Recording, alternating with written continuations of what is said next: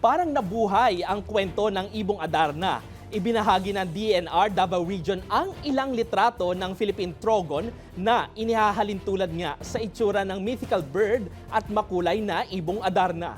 Namamataan ang ibon sa mga protected area gaya ng Mount Hamiguitan Wildlife Sanctuary at Mount Apo Natural Park. Naspatan ito sa Biodiversity Assessment and Monitoring System activities ng DNR. Endemic ang naturang ibon sa Pilipinas o sa Pilipinas lang matatagpuan.